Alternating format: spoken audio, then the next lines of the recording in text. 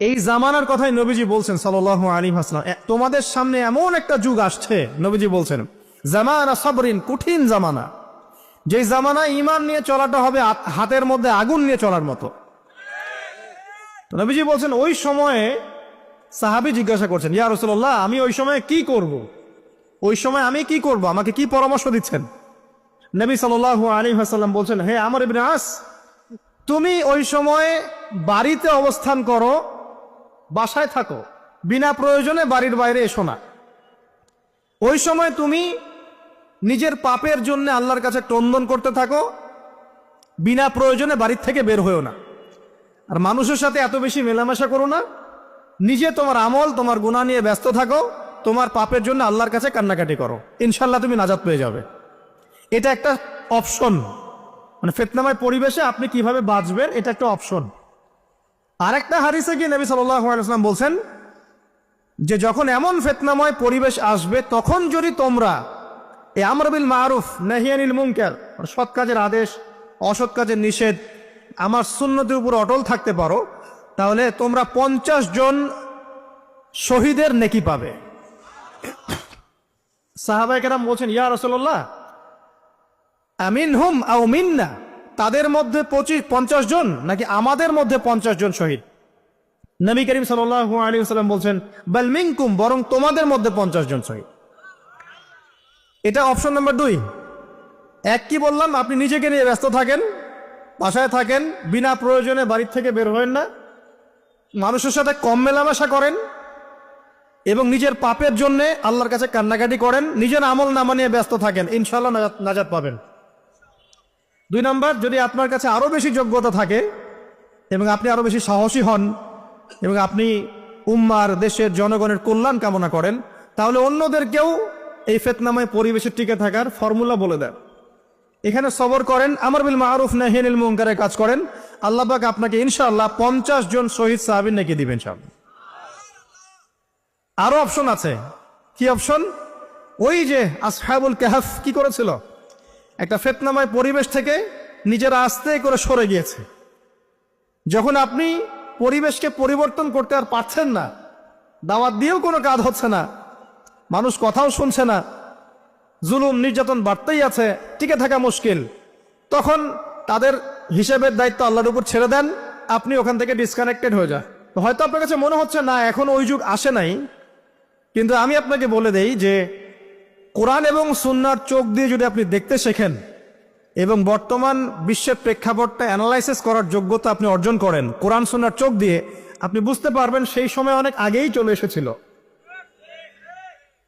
এখন ফিতনা এবং ফাসাদময় এই পরিবেশে আমরা কি করতে পারি, ছোট স্কেলে, বড় স্কেলে না, ছোট স্কেলে। আমি আজকে বড় বিষয় নিয়ে কথা বলতে আসি নাই, কারণ আমি চিন্তা করলাম যে আসলে প্রথমে যদি ব্যক্তিকেন্দ্রিক বিষয়টা ঠিক না হয়, বড় বিষয় আলোচনা করে কোনো লাভ নাই। আগে ব্যক্তি যদি ঠিক না হয়, বড় বিষয় আলোচনা করে আসলে কোনো লাভ নাই, আপনারা বুঝবেনও না, মাথার উপর দিয়ে চলে যাবে। এখন গ্লোবাল অ্যাফেয়ার্স নিয়ে কথা বলে খুব একটা ফায়দা নাই আপনাদের। এখন ইকোনমিক পুরো এই সুদভিত্তিক সিস্টেম আপনি চেঞ্জ করতে পারবেন না, এবং পুরো যে তাগুতি ব্যবস্থা আপনি চেঞ্জ করতে পারবেন না। আপনি কি করতে পারবেন? আপনি নিজেকে পরিবর্তন করতে পারবেন, আপনার পরিবারকে পরিবর্তন করতে পারবেন। এতটুকু আপনার পক্ষে এখন পর্যন্ত সহজ, ঠিক না? ঠিক কথা। এটা আপনি এখন করতে পারবেন। তো এটার ফর্মুলা কি? ফর্মুলা ঘাটতে গিয়ে আল্লাহ পাক আমার মাথার মধ্যে একটা হাদিস নিয়ে এসে দিলেন, কারণ আমি বিশ্বাস করি যে আপনারা বলছেন মৌলানা, আল্লামা, আমি আসলে এমন কিছু নই, এই কথাগুলো আসলে আমার সাথে যায় না। আমি নিতান্তই একজন ছোট মানুষ এবং তালেবে ইলম, জ্ঞানের পথের পথযাত্রী, আর আমি তালেবে ইলম হয়ে থাকতে চাই। আমি মুফতি নই, আমি মুহাদ্দিস, মুফাসসির বা এই যে শব্দগুলো আপনারা বলছেন, এমন কিছুই নয়। আসলে কিয়ামতের মাঠে আমি জান্নাতে যেতে পারবো কিনা আমি নিজেই জানি না। যখন কোনো মানুষ নিজেকে অনেক বড় মনে করা শুরু করবে, বুঝে নিবেন সে ইবলিসের আনুগত্য করা শুরু করেছে আর কি। কারণ ইবলিস বলেছিল, আবা ওয়াস্তাকবারা, আমি খলাকতানি মিন নার ওয়া খলাকতাহু মিন তিন, আমাকে সৃষ্টি করেছেন আগুন দিয়ে, আদমকে সৃষ্টি করেছেন মাটি দিয়ে, আমি কেন আদমকে সিজদা করতে যাব? তো এটা ইবলিসের চরিত্র, আবা ওয়াস্তাকবার, সে উদ্ধত হয় এবং অহংকার প্রদর্শন করে। তো আমি মনে করি যে আমি কিছু বলি না, আল্লাহ রাব্বুল আলামিন আমাকে বলার তৌফিক দেন মাত্র, আলহামদুলিল্লাহ। তা আমার মাথায় একটা হাদিস আসছে, সকাল থেকে ঘুরছে।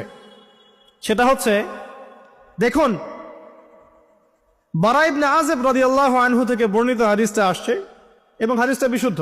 এখান থেকে আমি মূল আলোচনা যাচ্ছি যে একদিন আনসার মানুষদের মধ্যে, আনসার কারা? আমাদের আনসার বাহিনী। আনসার কারা?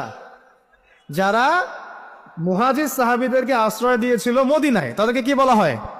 আনসার। তাহলে শব্দটা সুন্দর না? তাহলে আমাদের বাহিনীর নামটাও সুন্দর, মাশাআল্লাহ। তো আনসার সাহাবীদের মধ্যে একজন ইন্তেকাল করেছেন, ইন্না লিল্লাহি ওয়া ইন্না ইলাইহি রাজিউন। এখন তাকে দাফন করা হচ্ছে, আর নবী সাল্লাল্লাহু আলাইহি ওয়াসাল্লাম কবরের পাশে চুপ করে বসে পড়লেন। তার বসা দেখা দেখি বাকি সাহাবীরাও তাকে ঘিরে গোল করে বসে পড়লেন। তারা বলছেন, আমরা এমন ভাবে এখানে বসেছিলাম যেন আমাদের মাথার উপরে পাখি এসে বসতে পারে, চুপচাপ, কোনো নড়াচড়া নাই।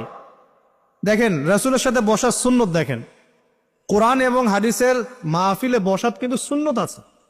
এখানে বসে দুনিয়াবি এত গল্পগুজব করা যাবে না, এই মোবাইল টোবাইল হাবিজাবি নিয়ে এত ব্যস্ত থাকা যাবে না, দিলের কান দিয়ে শুনতে হবে, ঠিক আছে? আদব আছে, না হলে কথা আপনার উপর তাসির করবে না। তারা এমন ভাবে বসেছিলেন যেন মাথার উপরে পাখি বসতে পারে, সুবহানাল্লাহ। এবার নবী করিম সাল্লাল্লাহু আলাইহি ওয়াসাল্লাম বলছেন যে যখন মাইয়েতকে কবরে শোয়ানো হয় তখন সে তাকে দাফন করে যাওয়া ব্যক্তিদের হাঁটার খসখস আওয়াজ শুনতে পায়। এরপরে তাকে যখন শুইয়ে দেওয়া হয়, সে যদি মুমিন ব্যক্তি হয় তাহলে তার মাথার দিকে তার সলাত এসে দাঁড়িয়ে যায়। দুনিয়াতে আপনি যে নামাজগুলো পড়েছেন, আমি যে নামাজগুলো পড়ছি, এগুলো মাথার দিকে দাঁড়িয়ে যায়। ডান দিকে চলে আসে তার সওম, সওম মানে কি? রোজা। বাম দিকে চলে আসে যাকাত, যাকাত মানে কি? যাকাতের সাথে তো আমরা পরিচিত নই। আমরা ওই যে রাস্তাঘাটে যে দান খয়রাতগুলো উঠানো হয়, এগুলোর সাথে খুব পরিচিত, তাই না? কত টাকা, কত পয়সা, কি কি গান গড়ে আর টাকা কালেকশন করে না? অনেক সময় দেখা যায় রাস্তায় যাচ্ছি আমরা গাড়ি নিয়ে, পারলে গাড়ির সামনে এসে হুমড়ি খেয়ে পড়বে টাকা নেওয়ার জন্য। এইভাবে টাকা কালেকশন করতে কে শিখিয়েছে ইসলামে? আর আমরা অনেক সময় ছোট ছোট বাচ্চাদেরকে দিয়ে, মাদ্রাসার ছোট ছোট বাচ্চাদেরকে দিয়ে টাকা কালেকশন করাই। এটা ঠিক না। কেন ঠিক না জানেন? ছোটবেলা থেকেই ওর ব্যক্তিত্ব নষ্ট হচ্ছে। এই হাতটা উত্তম না এই হাতটা উত্তম? উপরের হাত উত্তম, নিচের হাত উত্তম? তো ছোটবেলা থেকে সে নিচের হাতে অভ্যস্ত হচ্ছে। দেখেন, এত টাকা পয়সা কালেকশন করে আমাকে আর একটা স্বতন্ত্র মসজিদ করতেই হবে জরুরি? খুবই জরুরি ছিল। মানুষের কাছে হাত চেয়ে, হাত পেতে, রাস্তাঘাটে এরকম করে গাড়ি থামিয়ে, তারপরে কি বলবো, সুর করে গান গেয়ে এত টাকা পয়সা কালেকশন করতেই হবে? মসজিদটা আমাকে টাইলস ফিটিং করতেই হবে? এসি মসজিদ করতেই হবে? আমরা এমনও মসজিদ রংপুরে দেখেছি 10 বছরেও টাকা কালেকশন শেষ হয় নাই। 10 বছর ধরে কালেকশন হচ্ছে। আমি ছোটবেলা থেকে দেখছি কালেকশন হচ্ছে। কি বুঝলেন? তো এগুলো আমাদের ব্যক্তিত্ব নষ্ট করে। মুসলিমরা উপরের হাতের মালিক। সারা বিশ্ব আমরা একসময় চালিয়েছি। এই পশ্চিমা সভ্যতা আমাদেরকে কি শিখায়? সারা বিশ্ব আমরা চালিয়েছি।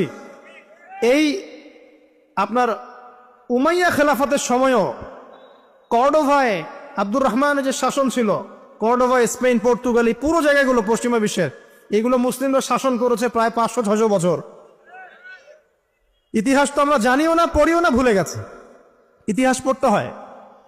হিস্ট্রি ঘাটলে দেখবেন রাসূল সাল্লাল্লাহু আলাইহি ওয়াসাল্লামের 23 বছরের নববী যুগ, স্বর্ণযুগ, তারপর আবু বকর সিদ্দিকের খেলাফত, তারপর উমর ইবনুল খাত্তাবের খেলাফত। আবু বকর সিদ্দিকের 2 বছর বা 2.5 বছর, উমর রাদিয়াল্লাহু আনহুর প্রায় 10 বছর, তারপর উসমান রাদিয়াল্লাহু আনহুর 12 বছর, আলী রাদিয়াল্লাহু আনহুর প্রায় 2-2.5 বছর, তারপরে হাসান রাদিয়াল্লাহু আনহু 6 মাস। এরপরে উমাইয়া খেলাফত শুরু হলো মুয়াবিয়া রাদিয়াল্লাহু আনহুর হাতে, প্রায় 20 বছর। উমাইয়ারা শাসন করেছে প্রায় 90 থেকে 100 বছর। তারপর জাব নদীর যুদ্ধে উমাইয়া আব্বাসী ওরা একে অপরের সাথে যুদ্ধ করেছে। পরে উমাইয়ারা পরাজিত হয়ে আব্বাসীয়রা ক্ষমতায় গিয়েছে। ক্ষমতায় গিয়ে তারা প্রায় শাসন করেছে প্রায় 550 বছর।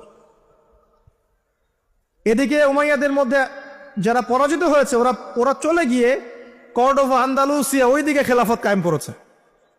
তারপরে আবার এদিকে ফাতেমি খেলাফত ছিল, উসমানীয় খেলাফত ছিল, তারপরে মিশরে তুলুনি একটা রাজবংশ ছিল, আমাদের সাবকন্টিনেন্টে মোগলরা ছিল, সারা বিশ্বে আমরাই ছিলাম। ইতিহাস তো ভুলে গেছে। তা আমরা সবসময় উপরের হাত ছিলাম, উপরের হাত আমরা দিতাম, মানুষ নিত। আর এখন কি হয়েছে? আমরা এখানে আমরা চাই, মানুষ দেয়। আর ওরা কি এমনি দেয়? ওরা চড়া সুদ দিবে না? ওয়ার্ল্ড ব্যাংকে যান লোন নিতে, চড়া সুদ। আর এই সুদ শোধ করতে গিয়ে বিভিন্ন দেশ শ্রীলঙ্কা হয়ে যাচ্ছে। সুদ তো শোধ করতে হবে, এমনি তো আপনাকে আর এগুলো দিবে না। এই সুদটা শোধ করতে গিয়ে আমাদের জিনিসপত্রের দাম বেড়ে যাবে, তারপরে দেখবেন জনগণের উপর কর বেড়ে যাবে, অনেক প্রবলেম। আর এই প্রবলেমগুলো ফেস করতে হবে কি কারণে? রিবা বা সুদের কারণে। তো এই যে বলছি, দেখেন ছোটবেলা থেকেই যে আমরা নিচের হাতে অভ্যস্ত হচ্ছি, এটা ত্যাগ করতে হবে। ব্যক্তিত্বের পরিচয় দেন। এত টাকা পয়সা চেয়ে প্রতিষ্ঠান করার দরকার নাই। আমার জমি আছে 1 বিঘা, আমি প্রতিষ্ঠান করবো ইনশাআল্লাহ। আপনার 2 বিঘা আপনি করেন, যা সামর্থ্য আছে সে করবে, সামর্থ্য নেই করার দরকার নাই। আর একটা মসজিদ যদি কবুল হয়, একটা মসজিদ একটা জেলার জন্য যথেষ্ট। একটা মসজিদ নববী থেকে নবী সাল্লাল্লাহু আলাইহি ওয়াসাল্লাম সারা দুনিয়া শাসন করেছে। আর আমাদের তেমন কোটি কোটি মসজিদ বাংলাদেশে। এই যুগের কথাও নবীজি বলেছেন, যে যুগে মসজিদগুলো চাকচিক্যময় হবে, মসজিদগুলো কি হবে? চাকচিক্যময় হবে, হেদায়েত উঠে যাবে, এবং মসজিদের মধ্যে সরগোল হট্টগোল বেড়ে যাবে। দেখেন না মসজিদে হট্টগোল বেড়ে গেছে না? এটা সেই যুগ। তো যেটা বলছিলাম প্রিয় ভাইরা, যে নিচের হাতে অভ্যস্ত না, উপরের হাতে অভ্যস্ত হতে হবে। এই কারণে এই যে একটা হাদিসের কথা শুরু করলাম, যে আনসার সাহাবী কারা ছিল? যারা মুহাজির সাহাবীদেরকে আশ্রয় দিয়েছে। এখন এই সাহাবীদের মধ্যে একজন ইন্তেকার করেছে, তার লাশ যখন রাখা হচ্ছে তখন নবীজি বলছেন, মাথার দিকে মাইয়েতের আসে কি? সলাত। সলাত মানে কি? নামাজ। 5 ওয়াক্ত নামাজ আজকে থেকে ছাড়বেন? ওয়াদা করেন আজকে থেকে 5 ওয়াক্ত নামাজ ছাড়বো না ইনশাআল্লাহ। একটা হাদিস খালি বলি, মান তারাকা সালাতান মুতাআম্মিদান ফাকাদ কাফারা, মান তারাকা সালাতান মুতাআম্মিদান ফাকাদ কাফারা। আবার শোনেন, قال رسول الله صلى الله عليه وسلم من ترك صلاة متعمدا فقد كفر। আর মুয়াজ বিন জাবাল রাদিয়াল্লাহু আনহু কে নবীজি বলেছেন, মান তারাকা সালাতা মুতাআম্মিদান ফাকাদ বারিয়াত মিন জিম্মাতিল্লাহ। যে ব্যক্তি নিজের উপর ফরজ নামাজ ছেড়ে দিল, সে কুফরি করলো। মুয়াজ বিন জাবালকে নবী সাল্লাল্লাহু আলাইহি ওয়াসাল্লাম বলছেন, যে ব্যক্তি ফরজ নামাজ ইচ্ছা করে ছেড়ে দিল, সে ব্যক্তি আল্লাহর জিম্মা থেকে মুক্ত হয়ে গেল। নামাজ ছাড়বেন প্রিয় ভাই? 5 ওয়াক্ত নামাজ জামাতের সাথে ইনশাআল্লাহ। এই যাকাতই হচ্ছে আপনার ইসলামিক অর্থনীতির মূল ভিত্তি। কিভাবে জানেন? ব্যবসা এবং যাকাত এটা কি করে? এটা একটা মার্কেটের মধ্যে সম্পদ ঘুরতে থাকে। আমি বুঝাচ্ছি আপনাকে। মনে করেন আপনি ব্যবসা করছেন এবং যাকাত দিচ্ছেন। যাকাত কারা দিবে? যারা যাকাতের নিসাব পরিমাণ সম্পত্তি রাখে, মানে কিছুটা ধনী তারা। তো তারা ব্যবসা করছে, মাশাআল্লাহ। ব্যবসা যখন করে, ব্যবসায় কি থাকে? লাভ থাকে, লস থাকে, লাভ থাকে, লস থাকে। লাভও হতে পারে আপনার, লসও হতে পারে। আর সুদে কি? শুধু লাভ, লস আছে, লস নাই। পার্থক্য বোঝেন। এখন ব্যবসা যখন আপনি করবেন, এই টাকা বা মূল যে ক্যাপিটাল যেটা বলে অর্থনীতির ভাষায়, এটা মার্কেটের মধ্যে সার্কুলেট করতে থাকবে। আজকে আপনি ধনী, লাভ করেছেন, কালকে লস করবেন, এই ধন আরেকজনের হাতে চলে যাবে। সে আবার ব্যবসা করছে, সে লাভ করলে সম্পদ তার হাতে থাকলো, লস করলে আরেকজনের হাতে। মানে এই মানিটা, ক্যাপিটাল যেটা, এটা মার্কেটের মধ্যে ঘুরতে থাকে। আজকে কেউ ধনী, কালকে কেউ ধনী, আজকে কেউ ফকির, কালকে কেউ ধনী, এভাবে। এখানে আল্লাহ পাক যাকে ইচ্ছা হয় ধন দেন, যাকে ইচ্ছা হয় দরিদ্র করেন। এটা আল্লাহ পাক নিয়ন্ত্রণ করেন। আবার এর মধ্যে যারা ধনী হবে তারা আবার যাকাত দিবে। কাকে যাকাত দিবে? যে গরিব তাকে। এই কারণে অর্থনৈতিক সাম্য থাকবে এবং টাকা, ক্যাপিটাল মার্কেটে সার্কুলেট করতে থাকবে। এটা হচ্ছে ইসলামিক ইকোনমিক্স। বুঝাতে পারছি না মনে হয়। আর রিবায় কি হবে? রিবায় কোনো লসের চান্স নাই। মানে এখানে ধনী আরো ধনী হতে থাকবে, গরিব আরো গরিব হতে থাকবে, প্লাস জাকাতও দিবে না। তখন সমাজের একটা অংশ অনেক ধনী হবে, আর একটা অংশ একদম মাটিতে পড়ে যাবে, কোনো ব্যালেন্স হবে না। এই কারণে বিশ্বের একটা অংশ, ওই বিশ্বের একটা বড় অংশ যারা সুদখোর, যেখান থেকে সুদ এসেছে, ওইটা আস্তে আস্তে ধনী হয়ে গেছে, এবং বিশ্বের বহু কান্ট্রি আস্তে আস্তে দারিদ্র্য সীমার নিচে চলে আসছে। এটা শুধু ব্যক্তির ক্ষেত্রেই নয়, এটা সমাজের ক্ষেত্রেই নয়, পুরো বিশ্বেটা হচ্ছে। তো এই হলো রিবা এবং ব্যবসা ভিত্তিক জাকাত ভিত্তিক ইকোনমিক সিস্টেমের পার্থক্য, বেসিক ডিফারেন্স। রিবার মধ্যে আল্লাহ পাক তার হাত উঠিয়ে নেন, আল্লাহ পাক সেখানে আর ইন্টারফেয়ার করেন না। ঠিক আছে, সুদ খাচ্ছ, তুমি তোমার মতো চলো এখন। আর ব্যবসা ভিত্তিক ইকোনমিক্স চললে আল্লাহ পাক সেখানে কাউকে ধন দিবেন, কারো কাছ থেকে নিবেন। আপনার ধন নিয়ে আমাকে দিবেন, আমার ধন নিয়ে আপনাকে দিবেন। আর আমি যদি ধনী হই, আমি আমার জাকাত দিব, সেই জাকাতের টাকা আবার আপনার হাতে যাবে, কেউ না খেয়ে মরবে না। তো সামনে এই যে বলা হচ্ছে 2023 সাল, শুধু 23 সাল না, আমার অবজারভেশন 2026-27 পর্যন্ত একটা অর্থনৈতিক মন্দা চলতে পারে। বলবে কিছু কিছু লোক যে ভবিষ্যৎবাণী করতে যাবার, এটা ভবিষ্যৎবাণী নয়। আপনি বর্তমান সম্পর্কে খবর রাখেন না বলেই বর্তমানকে আপনার ভবিষ্যৎ মনে হচ্ছে। আমাদের অনারেবল মিনিস্টার যারা আছেন ওদেরকে জিজ্ঞাসা করেন, তাদেরকে জিজ্ঞাসা করেন, তারাও বলছেন যে 2023 সাল থেকে 26 সাল খাদ্যমন্দার মধ্যে যাবে। দেখেন নাই, তারা এই কথা বলছেন কারণ তারা বুঝতে পারছেন ওয়ার্ল্ডের অবস্থা ভালো না। এখানে একটা সলিউশন বলছে, ইচ্ছা হলে আপনি গ্রহণ করতে পারেন, ইচ্ছা হলে নাও করতে পারেন। আমার তো চাপিয়ে দেওয়ার কোনো ক্ষমতা নাই। ফাযাক্কির ইন্নামা আনতা মুযাক্কির, আপনি শুধু উপদেশদাতা। লাস্তা আলাইহিম বিমুসাইতির, আপনি কারো প্রতি দারোগা নন। কি উপদেশ? এই যে জাকাত, যেটা জাকাত, আমাদের জাকাত যেটা আছে, এটাকে একটু বড় পরিসরে কালেক্ট করার চেষ্টা করতে হবে। করে যদি আমরা সুষ্ঠু বন্টন করতে পারি গরিবদের মাঝখানে, ইনশাআল্লাহ কেউ খাদ্য অভাবে মারা যাবে না ইনশাআল্লাহ। আল্লাহ পাক আমাদেরকে বোঝার তৌফিক দান করুন। এর পাশাপাশি তারা যেটা বলেছেন, ইকোনমিক সেকশনের লিডার যারা আছে তারা যেটা বলছেন এটা ঠিক বলছেন। তারা বলছেন কৃষিভিত্তিক অর্থনীতির কথা বলছেন, এটার সাথে আমি 100% একমত। কারণ আল্লাহ পাকের কোরআন, এই কোরআনের মধ্যে বেশিরভাগ যে অর্থনীতির কথা এসেছে তা হচ্ছে কৃষিভিত্তিক অর্থনীতি। এটা কি জানেন? হয়তো জানেন না। কোরআনে যত ইকোনমিক সিস্টেমের কথা আসছে তার মধ্যে সবচেয়ে বেশি এসেছে কৃষিভিত্তিক অর্থনীতির কথা, তারপর ব্যবসা এবং জাকাত। অতএব তারা ঠিকই বলেছেন, দেশের যারা ইকোনমিক সেকশনে গবেষণা করছেন তারা ঠিক কথাই বলেছেন যে কৃষিভিত্তিক অর্থনীতি হচ্ছে আমাদের অর্থনৈতিক মন্দা দূর করার অন্যতম উপায়। ঠিক বলেছেন, আমি একমত। তো জাকাত যেটা কথা বলছিলাম, বাম দিকে জাকাত আসবে, তো জাকাত আমরা দিব তো ইনশাল্লাহ ভাই। যাদের, শোনেন, বাংলাদেশে এমন অনেক শিল্পপতি আছে যাদের একজনে জাকাতের টাকা দিয়ে একটা গ্রাম চলতে পারে। আর জাকাতের টাকা কিন্তু শুধু এক বছরে আসবে না, প্রতি বছরেই ঘুরে ঘুরে আসবে। মনে করেন যে আপনাদের এলাকার মধ্যে অনেক বিত্তশালী আছেন, আমি দোয়া করি মন থেকে আল্লাহ পাক বিত্তশালীদের অন্তরটাকে নরম করে দিক এবং ওসমান রাদিয়াল্লাহু আনহুর মতো দানশীল করে দিক। আমরা দোয়া করি, আমরা কারো খারাপ চাবো, সবার জন্য হেদায়েতের দোয়া করব। টাকা থাকতে তো সমস্যা নাই, কিন্তু টাকা থেকে যদি উসমান রাদিয়াল্লাহু আনহু হতে না পারলাম তাহলে সমস্যা। টাকা থাকতে কোনো সমস্যা নাই, ধন আপনাকে আল্লাহ দিতেই পারে। এই ধনটাকে উসমান গনি রাদিয়াল্লাহু আনহুর মতো আল্লাহর পথে বিতরণ করে দেন, ইনশাআল্লাহ আল্লাহ পাক আপনাকে জান্নাতুল ফেরদৌস দান করবেন। তো অনুরোধ থাকবে, দেখেন, আপনারা যদি একটা এলাকার জাকাত কালেক্ট করতে পারেন, মনে করেন কথার কথা এখানে কিছু মেয়ে আছে যারা খারাপ পথে পা বাড়িয়েছে, আমার কথা বুঝতে পারছেন? আচ্ছা, এরকম পল্লী অনেক জায়গায় আছে না? এক বছরের জাকাতের টাকা দিয়ে সমস্ত যৌনপল্লীর মেয়েদেরকে কাজ দেয়া সম্ভব, কর্মে আনা সম্ভব। ওদেরকে কাজের ব্যবস্থা করে দেন, ওরা কখনোই এই সেক্স ওয়ার্কারের কাজ করবে না ইনশাআল্লাহ। কোনো মেয়েই এই কাজ করতে চায় না আমার মতে। কোনো মেয়েই চায় না যে ইজ্জত বিক্রি করে খাবো, কোনো মেয়ে চাবে? কখনো চাবে না। ওকে আপনি ভালো কাজের ব্যবস্থা করে দেন এই জাকাতের টাকা দিয়ে, দেখবেন ইনশাআল্লাহ সে ওই খারাপ পথ ছেড়ে দিয়েছে। অনেক দেখবেন দরিদ্র মানুষ আছে যে পড়াশোনা করার কোনো সুযোগ নাই, টাকা পয়সা নাই, পড়াশোনা করতে চায় কিন্তু টাকা পয়সা নাই, দিনের জ্ঞান অর্জন করতে চায়, দেশকে কিছু দিতে চায়, টাকা নাই। তাকে আমরা হেল্প করতে পারি না? পারি। অনেক মানুষ আছে মাদক দ্রব্য বিক্রি করছে, তাকে বুঝান, দিনের হেদায়েত দেন যে ভাই আমি তোমাকে আরো ভালো চাকরি দিব, ভালো ব্যবসা দিব, তুমি ছাড়বা কিনা? বলবো আমি ছেড়ে দেবো ইনশাআল্লাহ। বুঝালে ছেড়ে দেবে ইনশাআল্লাহ। এই যে মেগা প্রজেক্ট যেটা কথা বলি আমরা, আত্ম উন্নয়নমূলক বলেন, যুব উন্নয়নমূলক বলেন, বা কান্ট্রি ডেভেলপমেন্টের কথা বলেন, এখানে জাকাত একটা বড় শক্তি হতে পারে। তবে এটাকে সুষ্ঠুভাবে কালেক্ট করতে হবে এবং জাকাতের যে 8টা খাত আছে এই খাতগুলোতে সুষ্ঠুভাবে বন্টন করতে হবে। অমুসলিমদেরকেও জাকাত দেওয়া যায়, জানেন?